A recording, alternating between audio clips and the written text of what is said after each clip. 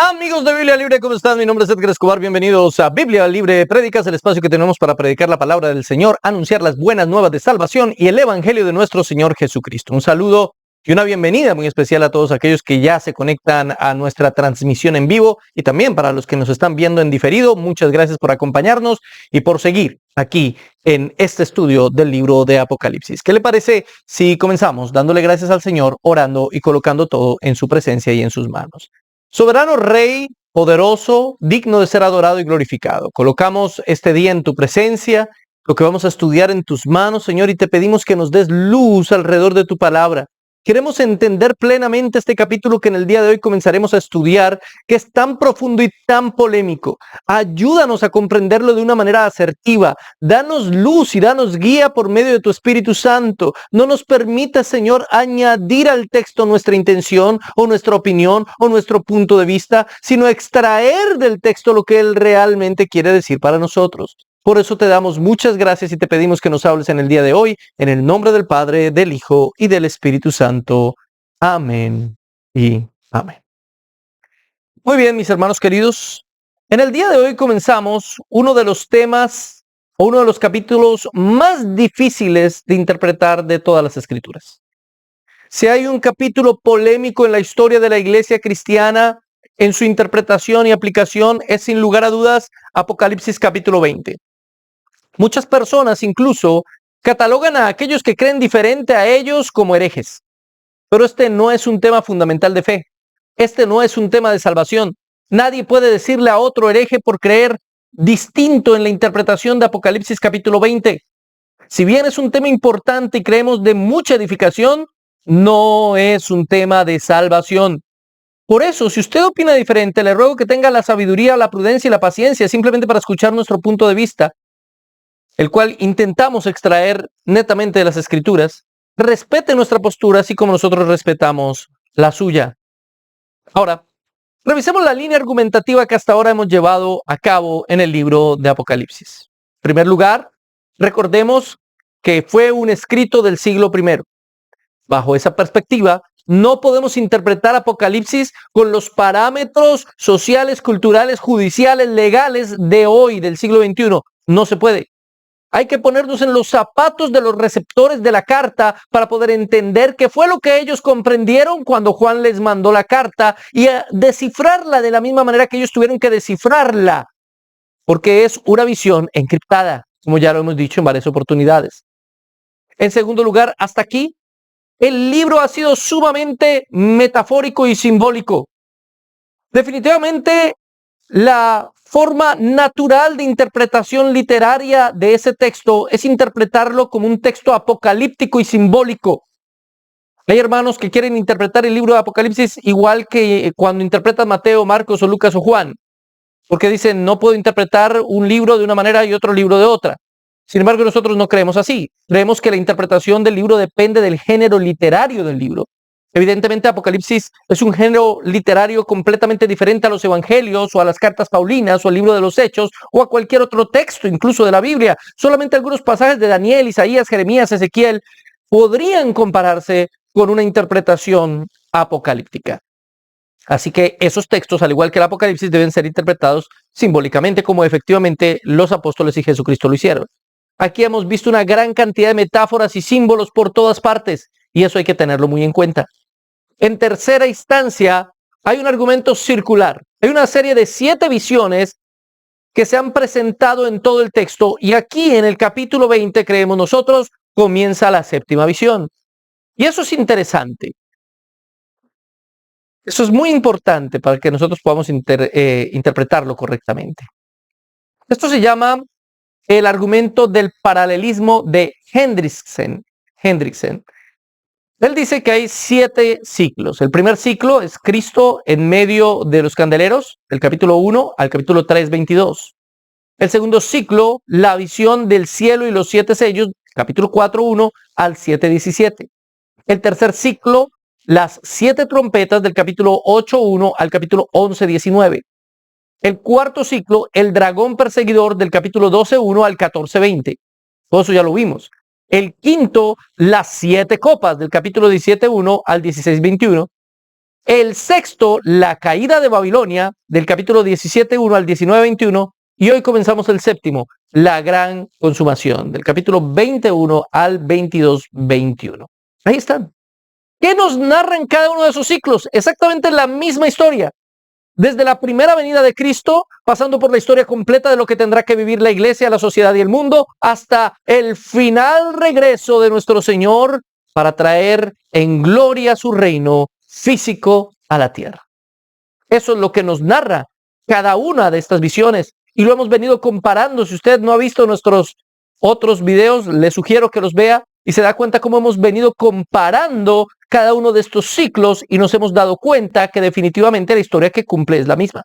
De hecho, el ciclo que terminamos, la inmediata prédica anterior, en el capítulo 19, en el verso 21, nos muestra a Jesucristo regresando con poder, con gloria, con su iglesia a reinar sobre la tierra. Es así de sencillo.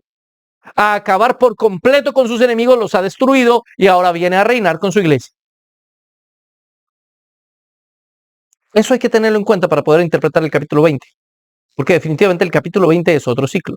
Ahora, este capítulo 20 se divide en 4 grandes partes que usted debe tener en cuenta. Número 1, la atadura de Satanás, del verso 1 al 3. Número 2, el reinado de 1000 años, del verso 4 al 7. Número 3, la batalla final, del verso 8 al 10. Y número 4, el juicio del gran trono blanco, del verso 11 al verso 15. Hoy intentaremos por lo menos llegar hasta el segundo punto, el reinado de los 1000 años. No sé si alcance. Intentaré, mis hermanos, no prometo nada. Comencemos. Número 1, la atadura de Satanás, versos 1 al 3. Dice la palabra de Dios en Apocalipsis capítulo 20, versículo 1.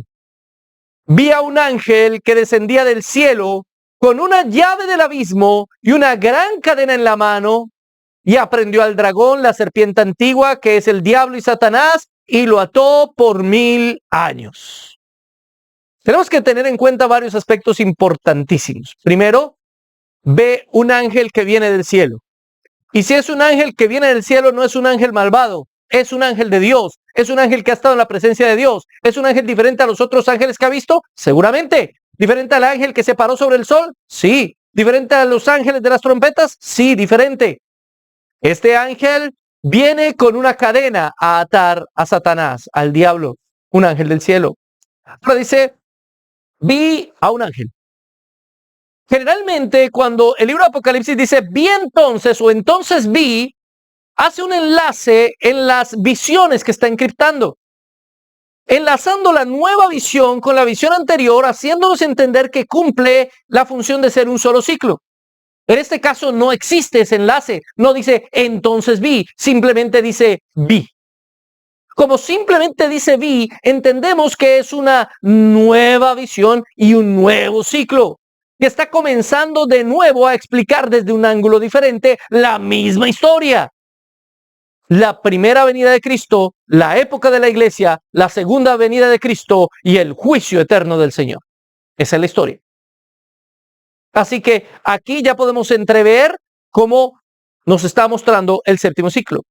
Ahora, tengan en cuenta que el texto menciona los 4 nombres de Satanás. Le dice serpiente antigua, ahí efectivamente, le dice serpiente antigua. También le llama dragón, diablo y Satanás. Claro, alguien me podrá decir, Satanás tiene más nombres. Sí, efectivamente, pero estos son los nombres mencionados en Apocalipsis.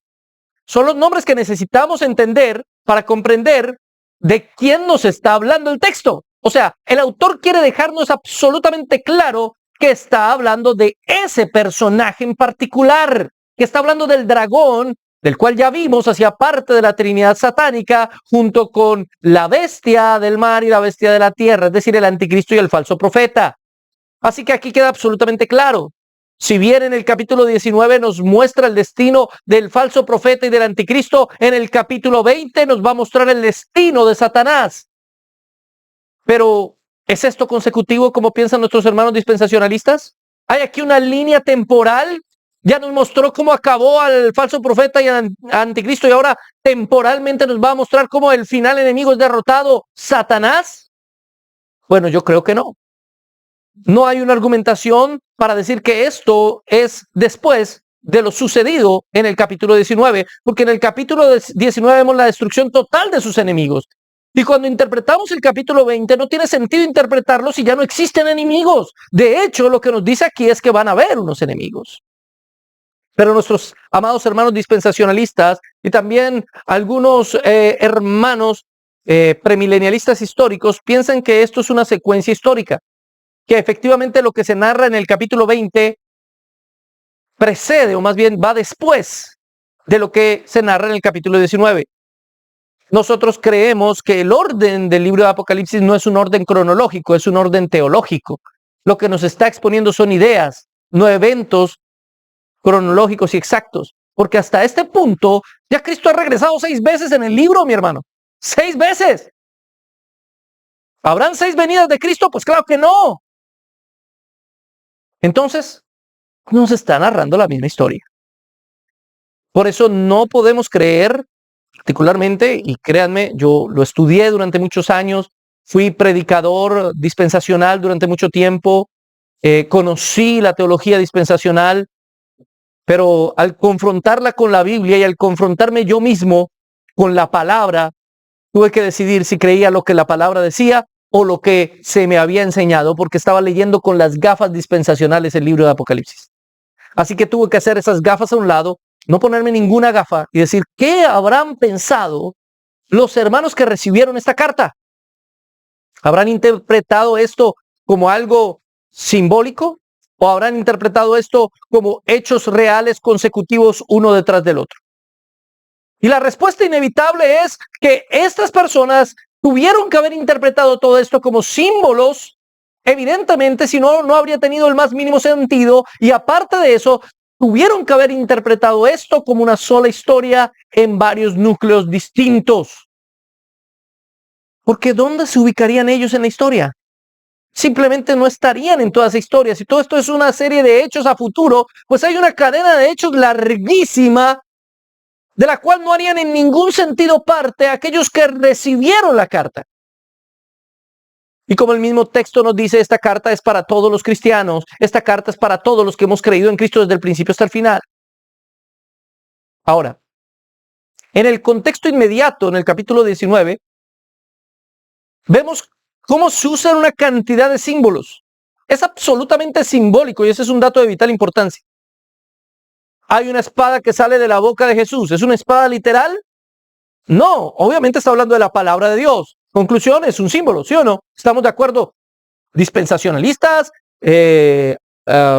postmilenialistas, premilenialistas históricos, milenialistas realizados, todos estamos de acuerdo en que la espada que sale de la boca del Señor es la palabra de Dios. Así que es simbólico. La mayoría estamos de acuerdo en que no era un caballo literal blanco, sino que es algo simbólico. Y así podría seguir numerando una gran cantidad de símbolos que ya analizamos cuando hicimos las prédicas sobre el capítulo 19. Así que bajo esa misma línea no podemos llegar al capítulo 20 y decir que el capítulo 20 es literal todo, cuando todo en el capítulo 19 ha sido simbólico, pero no solamente en el contexto inmediato, sino en el contexto general del libro. Ojos de fuego, rostro de sol, por ejemplo. El cordero león, por ejemplo. Nada de eso es literal, todo eso es evidentemente simbólico. Así que el capítulo 20 también debe ser evidentemente simbólico. Nos dice que el ángel baja con una cadena. Esa cadena debe ser un símbolo. No puede ser una cadena literal. No tiene el más mínimo sentido que una cadena literal pueda amarrar a un ser espiritual como Satanás. No tiene sentido. La mayoría, incluso dispensacionalistas, creen evidentemente que la cadena es algo simbólico. Porque los seres espirituales, incluso los seres en gloria, como lo era Jesucristo cuando resucitó, pues no son limitados por las paredes o por las cuestiones físicas. Recuerden cómo ellos pensaron que habían visto el alma de Jesús o el espíritu de Jesús, porque todo estaba cerrado cuando Jesús se les apareció por primera vez después de su resurrección en el lugar alto. Eso implica que ellos creían evidentemente que las almas y los espíritus no son corpóreos, están en una dimensión diferente. Claro, ellos no utilizaban ese tipo de terminología como dimensión. pero era lo que ellos creían. Ahora bien, si Satanás es un ser espiritual, como evidentemente la Biblia nos lo enseña, es un ángel, espíritus ministradores, dice la palabra que son los ángeles, así que él es un ángel caído, pero ángel, así que no es corpóreo, así que una cadena no lo ataría. La cadena es evidentemente simbólica. La llave que trae este ángel, ¿es simbólica o literal? Si la cadena es simbólica, la llave debe serlo también. Evidentemente no es una llave literal. Ahora, lo que los judíos tenían en mente cuando hablaban de una llave era más algo precavido o era más una precaución que la apertura de una puerta. Cuando nosotros los occidentales pensamos en una llave, pensamos en algo que puede abrir puertas. Ellos cuando pensaban en una llave, pensaban en algo que puede encerrar algo o a alguien. Esa es la idea del texto. El ángel trae una cadena y trae una llave porque va a atar, va a amarrar, va a encerrar, va a limitar a Satanás. ¿Será que Satanás puede ser limitado por una simple llave? Ah, pero es que es una llave santa con el poder de Dios. Bueno, ¿y acaso entonces Dios no lo puede limitar simplemente con su poder? ¿Necesita una llave? Evidentemente la llave es simbólica, al igual que lo es la cadena. Por lo tanto, esa atadura de Satanás debe ser simbólica. Satanás no debe estar atado literalmente, o no estará atado literalmente como quiere usted verlo. Tiene que ser una atadura simbólica. Pero si la llave, la cadena y la atadura son simbólicas, pues también los 1000 años deben ser simbólicos. Y aquí es donde llegamos a la parte cumbre, mi hermano. Aquí es donde cantamos, es el momento que tanto esperé. El tema de los 1000 años. El milenio, mi hermano querido. Hay 4 posturas fundamentales, hay más, pero hay 4 posturas fundamentales alrededor del tema del milenio. La más popular se conoce como el dispensacionalismo. ¿Qué cree el dispensacionalismo? Bueno, nuestros hermanos dispensacionalistas piensan que Jesucristo vendrá primero en las nubes, recogerá a su iglesia para encontrarse con ella, los muertos en Cristo resucitarán primero, se irán a las bodas del Cordero, durarán 7 años allá, mientras tanto acá habrá una gran tribulación, luego de eso regresará junto con su iglesia a destruir a sus enemigos, los destruirá, los acabará, hará un juicio y comenzará un periodo de tiempo que ellos llaman el milenio. 1000 años literales donde reinará Cristo juntamente con su iglesia, que estará en cuerpos gloriosos, pero donde al mismo tiempo podrá haber pecado, donde al mismo tiempo, aunque controlado, habrán caídas de las personas, pero Dios demostrará cómo pueden vivir guiados por su espíritu. En ese periodo de tiempo, el diablo estará amarrado, como efectivamente ellos interpretan de Apocalipsis capítulo 20 estos 2 versículos. Y por eso no podrá engañar a los cristianos, pero después será liberado otra vez para engañarlos y habrá otra batalla final que no será una batalla en sí, sino será el triunfo final y definitivo de Cristo sobre sus enemigos. Entonces hay una especie de 2 triunfos finales de Cristo. Algo similar creen los premilenialistas históricos. Bueno, tienen obviamente diferencias muy grandes, como el hecho de que ellos no ven 7 años de gran tribulación aquí en la tierra mientras hay unas bodas del Cordero en el cielo. Ellos piensan que Cristo, al encontrarse con la iglesia, inmediatamente vendrá aquí a la tierra a destruir a sus enemigos y a instaurar su reino de 1000 años. ¿Sí? Pero la idea es básicamente la misma. Ellos terminan pensando que habrá aquí reproducción humana durante sus 1000 años, que será una vida común y corriente, solamente que reinando Cristo físicamente, porque Cristo tiene que reinar físicamente sobre el Israel físico, y todo eso, bueno, eso ya más hacia el dispensacionalismo. Todo eso es una lectura necesaria por unas malas interpretaciones anteriores en el Antiguo Testamento y una interpretación particular de qué es Israel realmente. Todo se deriva de ahí. Por otro lado, nuestros hermanos postmilenialistas también ven el milenio como un momento cumbre, pero ese momento cumbre se dará antes de la segunda venida de Cristo. Según nuestros hermanos postmilenialistas, antes de que Cristo regrese, la iglesia tomará control básicamente del mundo. Habrá un gran avivamiento mundial donde millones de personas se convertirán y serán 1000 años de prosperidad y paz. Y después vendrá Cristo. Sin embargo, mis hermanos, pese a que muchos de los hermanos de los 2 grandes avivamientos del siglo XIX, el primer y segundo gran despertar, eran posmilenialistas. Pese a eso, no hay un argumento bíblico lo suficientemente sólido, pienso yo, creo yo. Obviamente, si usted es posmilenialista, pues usted sí lo cree que hay un argumento bíblico. Yo creo que hay algunas insinuaciones bíblicas, pero no creo que haya un argumento bíblico para decir que todo el mundo va a tener un gran avivamiento final. Cuando creo que más bien la Biblia nos enmarca que al final de los tiempos lo que habrá es persecución y apostasía. La Biblia nos plantea desde el principio una dualidad de dos tiempos: el tiempo presente y el tiempo por venir. Este tiempo y el tiempo venidero. Esta generación y la postrer generación. La Biblia todo el tiempo nos habla en esos términos.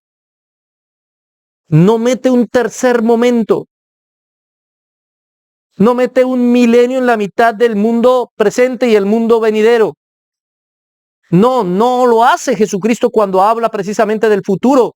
Jesucristo es muy claro al hablar de el presente siglo y el siglo venidero. Esos son los términos bíblicos, pero nunca dice el presente siglo, el milenio y el siglo venidero. Jamás hablan esos términos. Siempre nos habla del siglo presente y el siglo venidero.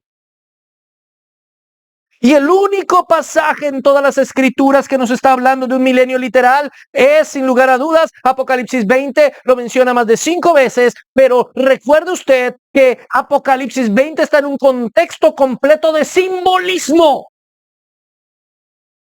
Por eso interpretar este milenio de una manera literal, creo, violenta la interpretación natural del texto, que debe ser naturalmente simbólica. Debe ser naturalmente simbólica. Ahora bien, entonces, ¿qué significa el término ató? ¿Cómo así que lo ató por 1000 años? Y nuestros hermanos dispensacionalistas se levantan y nos dicen, el diablo no está atado, el diablo todavía hace muchas cosas, el diablo está engañando gente. ¿Cómo me va a decir entonces que está atado? Porque si el milenio no es un tiempo especial en el futuro, ¿qué es el milenio? Nos dicen. Y nosotros contestamos, el milenio es la época de la iglesia. El milenio es el periodo de tiempo entre la primera venida de Cristo y la segunda venida de Cristo. 1000 años son 10 por 10. El 10 simboliza para el judaísmo un tiempo completo. Y 10 por 10 es un tiempo largo y completo. ¿Se acuerdan? Lo mismo que hicimos cuando dijimos 12 por 12, 144,000. Aquí es la misma lógica, 10 por 10, 1000. 1000 años nos indica un tiempo largo pero completo. Se termina la época de la iglesia. Para nosotros los 1000 años son exactamente lo mismo que los 3 años y medio. Tiempos, medios tiempos, es el mismo lenguaje. Ha utilizado el autor, creo yo, apóstol Juan, esa misma terminología todo el tiempo. Siempre, en cada ciclo, utiliza un término de medida de tiempo simbólico para referirse a la historia de la iglesia. Y en el capítulo 20, ese tiempo, esa forma de medida para referirse a la historia de la iglesia son los 1000 años. Los 1000 años, el milenio, es la historia de la iglesia. Son simbólicos. Es todo lo que teníamos que vivir aquí. Es desde la primera venida de Cristo hasta la segunda venida de Cristo. Ese es el tiempo. Ahora, nuestros hermanos dicen, pero en ese periodo, Satanás está haciendo cosas. Durante todo el periodo de la iglesia, Satanás ha perseguido a la iglesia y ha engañado a muchos y ha hecho obras terribles. ¿Cómo me puede decir que ya está atado? ¿En qué momento lo ató? Vamos a mirar eso. Lucas, capítulo 11, verso 21. Mire lo que dice. Cuando el hombre fuerte, armado, guarda su palacio en paz, está lo que posee. Pero cuando viene otro más fuerte que él y le vence, le quita todas sus armas en que confiaba y reparte el botín. Recuerde que en el contexto, en el Evangelio de Lucas, Jesucristo está siendo cuestionado en nombre de quién y bajo qué poder está haciendo todas las cosas que hace. Él entonces comienza a hablar del hombre fuerte y el hombre más fuerte. El hombre fuerte tiene sus armas, guarda sus cosas y las protege hasta que llega otro más fuerte que él y lo ata. Lo vence, le quita todas sus armas en quien confiaba y reparte el botín. El hombre más fuerte es Jesucristo. El hombre fuerte era el diablo. Jesucristo, al morir en la cruz del Calvario, venció, mató, amarró las obras del enemigo. ¿No me cree? Sigamos. Mateo 12:28. Mira lo que dice Jesús. Pero si yo, por el Espíritu de Dios, echo fuera a los demonios, ciertamente ha llegado a vosotros el reino de Dios. Porque ¿cómo puede alguno entrar en la casa del hombre fuerte y saquear sus bienes si primero no le ata? Y entonces podrá saquear su casa. Es exactamente la misma historia. Es exactamente el mismo ejemplo. Si yo echo fuera a los demonios por el Espíritu de Dios, entonces ha llegado el reino de Dios. El reino de Dios ya está aquí. Recuerde que cuando hablamos del reino de Dios tenemos que hablar en los mismos términos que la Biblia habla todo el tiempo. Ya y todavía no. El reino de Dios ya está aquí, pero todavía no es fáctico. Todavía no está aquí absolutamente presente, materializado, pero ya está aquí. Jesús les dice, el reino de Dios ha llegado a ustedes. Y si yo he traído el reino de Dios, ¿qué tengo que hacer? Atar al hombre fuerte de este mundo para saquear sus bienes. Jesucristo, al morir en la cruz del Calvario, ató al hombre fuerte, y nuestra responsabilidad ahora, como el ejército del Señor, es saquear lo que supuestamente Satanás pensaba que era de él. Lo que estamos haciendo es saquear la casa del hombre fuerte. ¿Qué es la predicación del evangelio? Es el saqueo de la casa del enemigo. Estamos sacando a aquellos que el diablo creía eran su propiedad.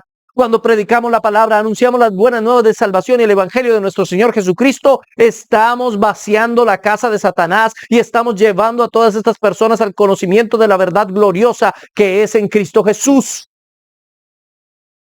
Eso es lo que estamos haciendo. Pero entonces, resulta otra pregunta. Pero el diablo no está atado. Aún hace muchas cosas, nos dicen nuestros hermanos.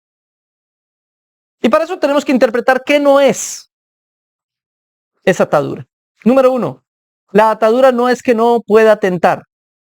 El diablo ha seguido tentando. Desde el mismo momento en que Jesucristo venció en la cruz del Calvario, el diablo ha seguido tentando a todo el mundo, a todos los que puede. Claro que sí. La atadura no tiene que ver con eso. La atadura no es que no pueda atacar a los cristianos. Claro que sí, claro que puede atacar conforme la voluntad de Dios. La atadura no es que no pueda engañar a la gente. Claro, el diablo sigue engañando a las personas. La atadura no es que no puede hacer males. Claro, el diablo puede hacer muchos males. Si nada de eso es la atadura, entonces, ¿qué es la atadura? Verso 3. Y lo arrojó al abismo y lo encerró y puso su sello sobre él para que no engañase más a las naciones hasta que fuesen cumplidos 1000 años, y después de esto debe ser desatado por un poco de tiempo. ¿Cuál es la atadura, mi hermano querido? Que no puede engañar a las naciones.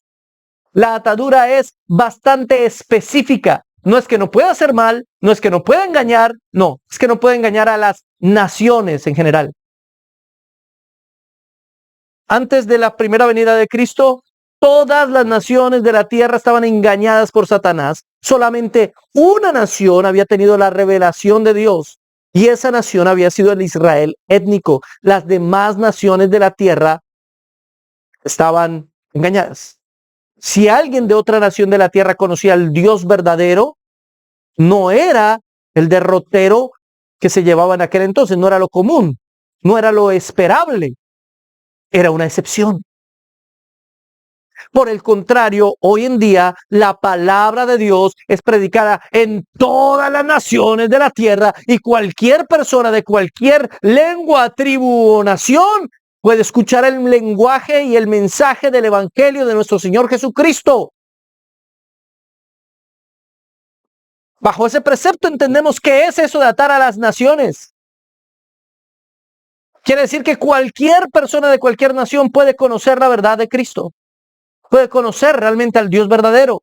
Ya no se trata de una verdad revelada a una nación exclusivamente, porque ahora Satanás está atado y no puede engañar a las naciones por completo.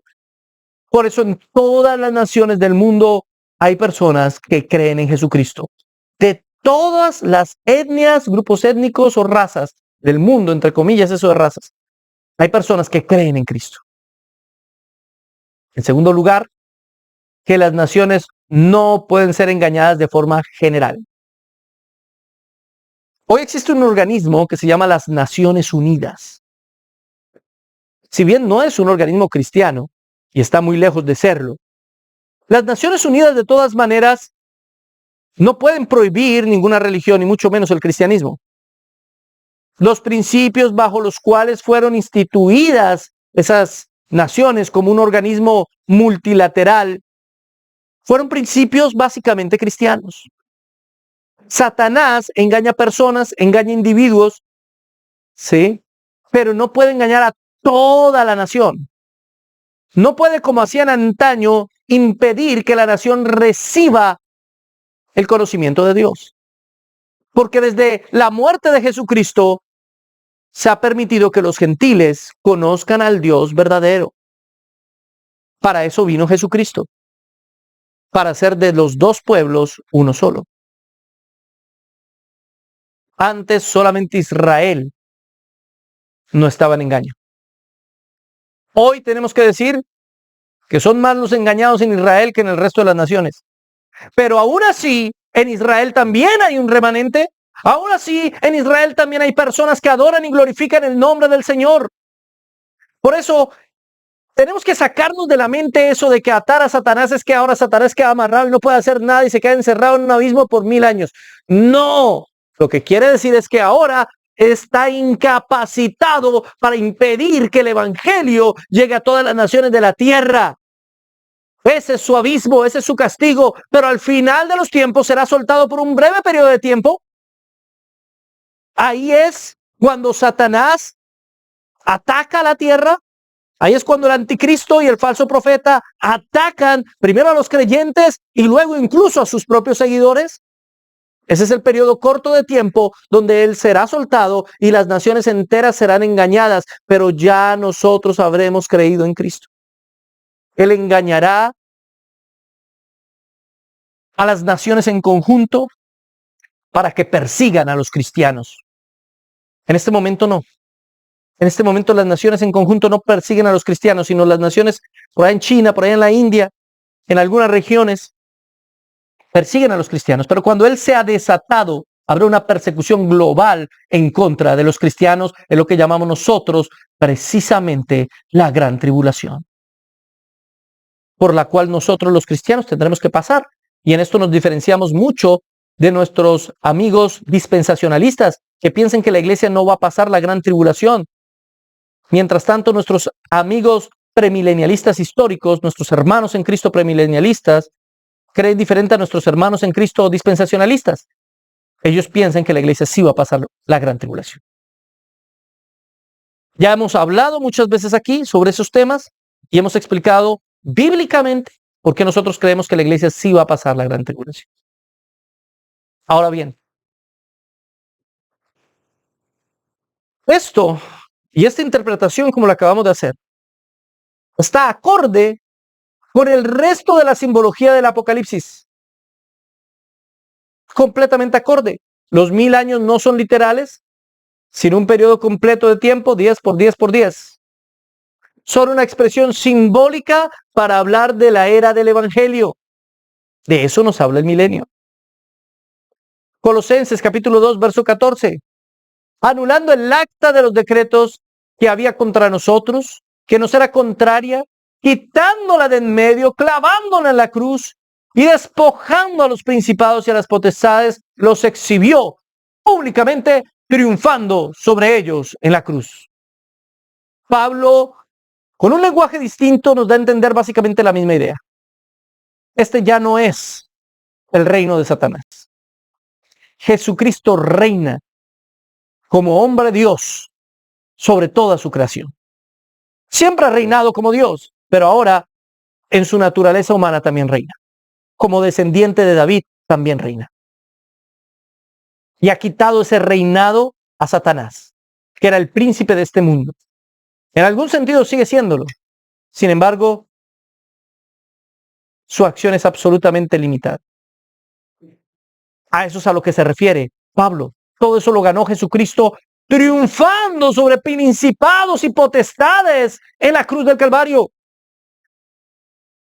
Esa es la obra maravillosa que hizo Jesucristo.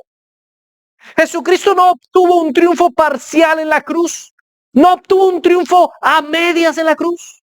Jesucristo triunfó absoluta y definitivamente en la cruz sobre todos sus enemigos. Jesucristo mismo nos ha dado su victoria. Ahora bien, el inicio del fin de Satanás, del diablo, fue en la cruz, pero no su final completo. Ahí vemos de nuevo el ya y el todavía no. Satanás ya ha sido derrotado, pero todavía no. Fue derrotado por Jesucristo en la cruz del Calvario, ¿sí o no? Lo creemos todos los cristianos, sí, pero todavía hace cosas. No puede engañar a las naciones, no puede, pero sí puede engañar uno que otro que pertenece a alguna nación. Ya, pero todavía no. La misma lógica del reino. La misma lógica. Entonces el milenio no es el fin de la historia. El milenio es la historia después de Cristo. Eso es el milenio para nosotros. En segunda instancia, el segundo punto que quería tratar es el del reinado de los 1000 años. Porque a partir del versículo 4 hay ciertos detalles del texto que parecen indicar que la interpretación que acabo de dar es una interpretación errada. Pero vamos a intentar comprobar que no es así. Verso 4. Y vi tronos, y se sentaron sobre ellos los que recibieron facultad de juzgar, y vi las almas de los decapitados por causa del testimonio de Jesús y por la palabra de Dios, los que no habían adorado a la bestia ni a su imagen. Y sigue diciendo, y que no recibieron la marca en sus frentes ni en sus manos, y vivieron y reinaron con Cristo 1000 años. Pero los otros muertos no volvieron a vivir hasta que se cumplieron los 1000 años. Esta es la primera resurrección. Aquí es donde le da risa al caballo, decimos los colombianos. Aquí es donde le da risa al caballo. ¿Por qué? Porque entendido de una forma literal y superficial, parecía indicar que sí está hablando de un reino de 1000 años, donde la iglesia, los que han muerto decapitados, están reinando junto con Cristo, ya literalmente, porque ellos no entienden el concepto del ya y todavía no. Entonces están reinando ahí literalmente con Cristo sobre la tierra, y después de los 1000 años resucitarán los malvados, ¿sí? Ellos resucitarán cuando se cumplan esos 1000 años. Los otros muertos. Entonces habrán dos resurrecciones, según esa lógica. ¿Es eso verdad? Bueno, analicemos. El texto nos habla de dos grupos. El primer grupo son los que están sentados en tronos reinando con Cristo. Ahora, ¿son tronos literales? No. No, todo esto sigue siendo simbólico. Sigue siendo simbólico. Ahora, el texto dice literalmente que son almas que vivieron para reinar. Entonces no está hablando de la iglesia ya reinando en la tierra, sobre la tierra con Cristo. No puede ser, porque lo que está viendo Juan son almas. Y alguno me dirá, pero muchas veces en la palabra de Dios alma se usa para hablar del ser humano completo. Sí, pero aquí claramente dice que son almas de los decapitados, así que no está hablando del ser humano completo porque están muertos. Se habían muerto. Y lo que está viendo no es el cuerpo de estos decapitados, sino sus almas. Así que está viendo a estas almas reinando con Cristo. La pregunta es, ¿están reinando con Cristo en la tierra durante el milenio? ¿O están reinando con Cristo desde el cielo en todo el periodo de la tierra? después de la primera venida de Cristo. El segundo grupo de personas son los que resucitarán en la primera resurrección. O más bien, mire lo que dice el texto exactamente. Devolvámoslo acá para que usted mismo lo vea. Vamos a ver acá. Mire lo que dice. Vi tronos sobre ellos y vi tronos y se sentaron sobre ellos los que recibieron facultad de juzgar. ¿Quiénes son los que tienen facultad de juzgar? Nosotros hemos sido llamados a juzgar a los ángeles. O sea, la iglesia es la que tiene esa facultad, la autoridad dada por Dios. Y vi las almas de los decapitados. ¿Se da cuenta que tienen que ser almas? Porque estaban decapitados.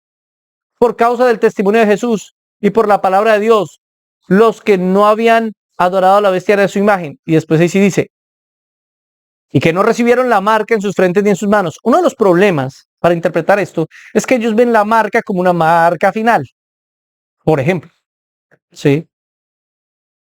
Mientras nosotros hemos hablado en la interpretación del libro de Apocalipsis que la marca ha estado hace mucho tiempo. Que todo aquel que no cree en Cristo está marcado ya por el diablo. Así que si lo entendemos así, no tenemos que trasladar esto a un futuro lejano, sino lo vemos en un presente, lo vemos en el ahora.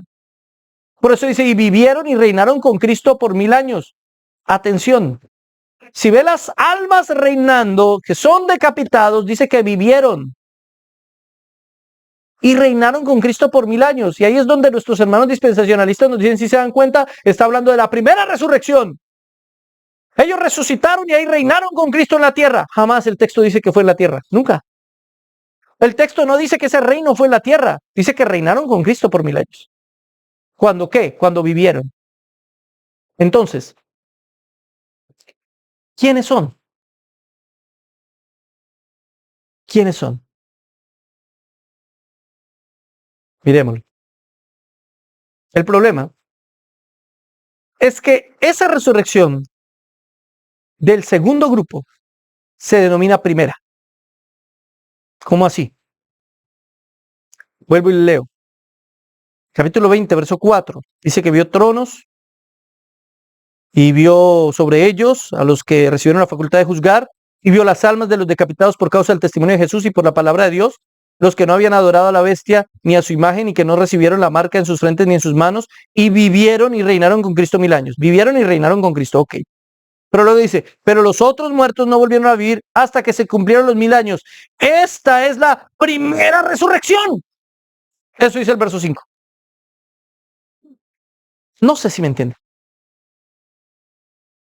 Si como dicen nuestros hermanos dispensacionalistas, el hecho de que estos cristianos, evidentemente son cristianos, han resucitado y ahora están reinando con Cristo sobre la tierra durante 1000 años y después resucitan los otros muertos, ¿por qué esa resurrección de los otros muertos se denomina la primera resurrección? ¿Que no habían resucitado ya aquellos que habían sido decapitados? ¿Que no habían sido resucitados y estaban reinando durante 1000 años con Cristo hasta que resucitaron después de los 1000 años los otros? ¿Me entiende? ¿Me entiende la lógica? No cuadra. No cuadra con el texto. Parece una contradicción. Además de eso, la Biblia, en pasajes que son mucho más claros que Apocalipsis 20, nos habla claramente de que hay una sola resurrección. No voy a analizarlos en el día de hoy, los coloco aquí simplemente en la pantalla. 1 Corintios 15:12, 1 Corintios 15:35, Filipenses 3:11, 1 Tesalonicenses 4:17, etc. En muchos otros pasajes además, la Biblia nos menciona que va a haber una sola resurrección. Y algunos dicen, pero ¿acaso la palabra no dice el mismo apóstol Pablo, no afirma que a la final trompeta los muertos en Cristo resucitarán primero? O sea que habrá una segunda resurrección. Eso es leer mal el texto. Ahí dice, los muertos en Cristo resucitarán primero. Luego, los que hemos creído en Cristo y estamos vivos, seremos arrebatados para encontrarnos con Él en las nubes. O sea, lo primero es la resurrección, lo segundo es el arrebatamiento, no una segunda resurrección. La Biblia no nos habla de una segunda resurrección física, sino de una sola resurrección física. Y ahí es donde está la clave del asunto. ¿Por qué nos está hablando de que los otros muertos van a resucitar al final de los 1000 años y que esa es la primera resurrección. ¿Por qué esa es la primera resurrección? Porque esa es la primera resurrección física. Pero entonces, ¿cómo es que la iglesia ya está reinando con Cristo? Romanos 5:17. Pues si por la transgresión de uno solo reinó la muerte, mucho más reinarán en vida por uno solo, Jesucristo, los que reciben la abundancia de la gracia y el don de la justicia. ¿Cuándo reinamos nosotros? ¿Cuándo comenzamos a reinar? ¿Cuándo dice Romanos 5:17? Reinarán en vida por uno solo. ¿Cuándo comenzamos a reinar juntamente con Cristo? Desde nuestra conversión. Pero usted no es todavía un rey. No soy todavía un rey. ¿O no estoy en un reino de sacerdotes, más bien como debiera ser la traducción correcta? 1 Pedro 2:9. Mas vosotros sois linaje escogido. Está en presente, linaje escogido. Real sacerdocio, nación santa, pueblo adquirido por Dios. ¿Para qué? Para que anunciéis las virtudes de aquel que os llamó de las tinieblas a su luz admirable. Si somos ya reyes y sacerdotes, somos un real sacerdocio, lo somos porque somos reyes y sacerdotes para anunciar las virtudes de aquel. No estamos esperando que Él nos vuelva reyes y sacerdotes algún día. Hoy reinamos ya juntamente con Cristo, mi hermano querido. Y eso no es para ufanarnos o para decir somos reyes del Señor, somos princesas de Dios, somos príncipes de Dios. No es para eso. Es para entender que Él sí ha delegado sobre la iglesia su autoridad. Y si ha delegado su autoridad, entonces tenemos la autoridad del Rey delegada sobre nosotros. En ese sentido, reinamos juntamente con Cristo. ¿Me entiende? Aparte, los hermanos que están allí en el reino de los cielos, conscientes en la presencia del Señor, ya están también reinando juntamente con Cristo. Es que el milenio es la época del reinado de Cristo junto con sus escogidos. Estamos reinando con Cristo. Ya. Si no estuviéramos reinando ya, no podríamos anunciar las virtudes de aquel que nos llamó de tinieblas a luz admirable. Es porque somos real sacerdocio que podemos anunciar las virtudes de aquel. Apocalipsis 1:6. Y nos hizo reyes y sacerdotes para Dios. Nos hizo está en pasado. Y esta es una de las primeras ilustraciones que Juan hace sobre ese concepto. Nos hizo reyes y sacerdotes para Dios su Padre. A Él sea la gloria e imperio por los siglos de los siglos. Amén. Apocalipsis 5:10. Y nos ha hecho, de nuevo en pasado, para nuestro Dios reyes y sacerdotes.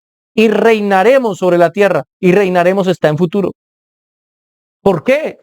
Porque ya somos reyes, ¿sí? Para ser, no reyes en el sentido en que Jesús es rey, no, sino en el sentido de que Él nos delega su autoridad. Y en ese sentido ya estamos reinando, pero al mismo tiempo reinaremos a futuro, fáctica, presencialmente con Cristo por la eternidad. Es decir, tendremos su autoridad. Es que es lo mismo que Jesús. Jesús ya reina, pero algún día reinará presencialmente. La iglesia ya reina, pero algún día reinará con su Cristo presente, juntamente con Él. Todo siempre es juntamente con Él. Sin Él no hay ninguna autoridad en nosotros. ¿Me entiende la lógica del texto? ¿Del concepto? Por eso, no necesito ver Apocalipsis 20 en el versículo 4 y pensar que esto es a futuro, en un milenio futuro, donde la iglesia reine físicamente sobre la tierra, porque ese reinado es un ya, pero todavía no. Otro ya, pero todavía no. De esos que la Biblia nos menciona múltiples veces. Luego dice el verso 6. Bienaventurado el santo, el que tiene parte en la primera resurrección. La segunda muerte no tiene potestad sobre estos, sino que serán sacerdotes de Dios y de Cristo y reinarán a futuro con él 1000 años. Pero mire lo que está diciendo, que los que van a reinar con Cristo son los que tuvieron parte en la primera resurrección. Pero no que la primera resurrección iba a ser después de los 1000 años. Mire el verso 5, otra vez. Me toca. Volvámonos al verso 5. Mire lo que dice. 4, verso 5. Pero los otros muertos que no volvieron a vivir hasta que se cumplieron 1000 años, esta es la primera resurrección. Los otros muertos, los de la primera resurrección, aparecen después de los 1000 años. Pero cuando vamos apenas unos versículos más abajito, en el versículo 6, mejor dicho, un versículo más abajito, mire lo que dice. Bienaventurado y santo el que tiene parte en la primera resurrección. La segunda muerte no tiene potestad sobre estos, sino que serán sacerdotes de Dios y de Cristo y reinarán con él 1000 años. O sea que esa resurrección de la que nos está hablando aquí es anterior, o por lo menos durante el milenio. Y hermano, ya me confundió. ¿Cómo así entonces? ¿Cómo así? ¿Cuándo era la primera resurrección? ¿Antes del milenio o después del milenio? Depende. ¿Depende de qué? ¿De qué tipo de resurrección estamos hablando? Y es que ahí es donde está la clave del asunto. ¿Cómo explica esto un dispensacional? Se vuelven un 8 explicando esto. ¿Sí? Porque parece una evidente contradicción textual. Y se inventan formas extrañas de explicarlo. Evidentemente hay una primera resurrección y hay una segunda resurrección. Pero la primera resurrección es espiritual y la segunda resurrección es física. Lo que nos lleva a entender que solo hay una resurrección física. Solo una. ¿Cómo así que una resurrección espiritual? Mire, para entender esto, tenemos que entender este principio. Todo lo que es primero ocurre en la tierra. Primera resurrección y primera muerte. Eso pasa en la tierra. Todo lo que es segundo ocurre en la eternidad. Segunda resurrección y segunda muerte. Eso es en la eternidad. Mire, la primera muerte es física en la tierra. Todos tenemos que morir aquí en la tierra, ¿sí o no? La primera muerte. ¿Sí? Todos estamos muertos aquí. De hecho, dice la Biblia que nacemos muertos en delitos y pecados. Pero todos morimos aquí en la tierra. La primera resurrección es en la tierra. Ya vamos a entender por qué. Mientras estamos en la tierra, resucitamos estando aquí en la tierra. Pues claro, todos vamos a resucitar en la tierra, me dirá alguno. Los muertos en Cristo resucitarán primero. Sí, pero resucitarán no para vivir una eternidad simplemente aquí o 1000 años aquí en la tierra, sino para vivir la eternidad con Cristo, en los cielos nuevos y la tierra nueva. ¿Me entiende? Ahora, la segunda muerte es en la eternidad, la muerte segunda, el lago de fuego. Y la segunda resurrección es en la eternidad, cuando resucitemos para vida eterna o para condenación eterna. Al fin y al cabo es para eternidad. Todo lo primero es en la tierra, tiene que ver con una temporalidad. Todo lo segundo es en la eternidad. Lo voy a explicar más detenidamente a ver si me entiende, porque sé que es difícil. Concéntrese, no es fácil. ¿Cómo comprobamos eso? Hay una segunda muerte, evidentemente, que es en la eternidad. Apocalipsis 20:14. Y la muerte y el Hades fueron lanzados al lago de fuego. Esto es la muerte segunda. La muerte segunda es en la eternidad, el lago de fuego. Es la condenación eterna. Es posterior a la vida en la tierra. La muerte segunda es en la eternidad. Ahora, esto implica que la primera resurrección debe darse en la tierra. La primera resurrección debe darse en un contexto temporal, físico. La primera resurrección de la cual nos habla la palabra de Dios en Apocalipsis 20 es una resurrección espiritual. Mira lo que dice Juan 5:24. De cierto os digo, el que oye mi palabra y cree al que me envió, tiene vida eterna y no vendrá a condenación, mas ha pasado ¿de qué? Muerte a vida. O sea, estábamos muertos y pasamos a estar vivos. ¿Quiénes? Los que creemos en Cristo. ¿Qué es eso? La primera resurrección. Los que creemos en Cristo pasamos de un estado de muerte a un estado de vida. Ahora tenemos vida en Cristo Jesús. Hemos resucitado. Esa es la primera resurrección. Otro ejemplo. Efesios 1-6, pero voy a saltarme algunos versos. Dice, y Él os dio vida a vosotros cuando estabais muertos en vuestros delitos y pecados. Estábamos muertos, ¿cierto? Y nos dio vida, o sea, nos resucitó. Verso 5. Aún estando nosotros muertos en pecados, nos dio vida juntamente con Cristo. Juntamente con Cristo. Así como Cristo resucitó, nos dio vida a nosotros. Por gracia sois salvos. Verso 6. Y juntamente con Él nos resucitó y asimismo nos hizo sentar en los lugares celestiales con Cristo Jesús. Juntamente con Él nos resucitó. Él nos compartió su resurrección al permitirnos resucitar espiritualmente de nuestra condición de muertos espirituales. Por su poder llegamos a vida espiritual. Por eso esa primera resurrección, mi hermano querido, espiritual, se da con los cristianos en la iglesia. Pero la primera resurrección física será la resurrección final de los muertos. Son dos resurrecciones con naturalezas absolutamente diferentes. Volvamos al texto, lo voy a volver a leer. A ver si ahora sí lo entendemos. Si entendemos esto de las dos resurrecciones. Atención. Pero, dice, pero los muertos en Cristo, verso 5, no volvieron a vivir hasta que cumplieron 1000 años. Esta es la primera resurrección. ¿Primera resurrección qué? Física. Después de los 1000 años del milenio. Pero el milenio no es un tiempo literal, es el periodo de la iglesia, ¿cierto? Ahora, verso 6, bienaventurado y santo el que tiene parte de la primera resurrección. De la primera. ¿Cuál es la primera? La resurrección espiritual, porque los que resucitamos espiritualmente somos bienaventurados. La segunda muerte no tiene potestad sobre estos. La del lago de fuego. No vamos a ir al lago de fuego. Podemos morir aquí en la tierra, primera muerte, pero no vamos a tener una segunda muerte en el lago de fuego. ¿Por qué? Porque tuvimos una primera resurrección aquí en la tierra cuando conocimos a Cristo. No tiene potestad sobre estos, sino que serán sacerdotes de Dios y de Cristo y reinarán con Él 1000 años. Está hablando de la iglesia.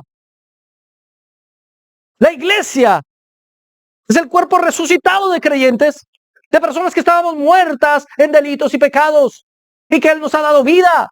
Y este periodo de tiempo, estos 1000 años que estamos viviendo, el periodo de la iglesia, es el periodo de los resucitados espiritualmente, de los que ya reinamos con Él en estos 1000 años, en este periodo de la iglesia.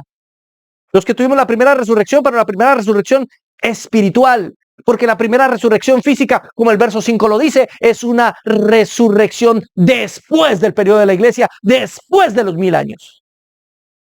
Es la única manera lógica y racional de superar el inconveniente entre el versículo 5 y el versículo 6 de Apocalipsis, quien nos habla de dos primeras resurrecciones. La única forma de entenderlo es entendiendo la naturaleza de esas resurrecciones como una naturaleza diferente una de la otra. De hecho, Pablo habla de esa resurrección espiritual en términos de algo pasado. Mire lo que dice, Colosenses 3:1. Si pues habéis resucitado con Cristo, buscad las cosas de arriba donde está Cristo sentado a la diestra de Dios. Si pues habéis resucitado con Cristo. ¿A quién le está hablando? ¿A los del milenio? Está hablando de la primera resurrección. Literalmente utiliza el término resucitado con Cristo. Los de la primera resurrección, los que reinamos con Él en el milenio. Solo a través de pasajes claros como este de Colosenses 3:1 podemos interpretar Apocalipsis 20. El problema de nuestros hermanos dispensacionalistas es que quieren interpretar estos textos claros a la luz de Apocalipsis 20, cuando Apocalipsis 20 es el pasaje oscuro y Colosenses 3 es el pasaje claro. Y los pasajes oscuros se interpretan a la luz de los pasajes claros. Esa es una regla hermenéutica fundamental. ¿Me entiende? Entonces, pasar por la primera resurrección, ser vivificados espiritualmente, nos evita la muerte segunda. La primera resurrección es espiritual, solo para creyentes. La segunda resurrección es física y es para todos. ¿Sí? La primera muerte es física y es para todos. La segunda muerte es espiritual y es solo para los incrédulos.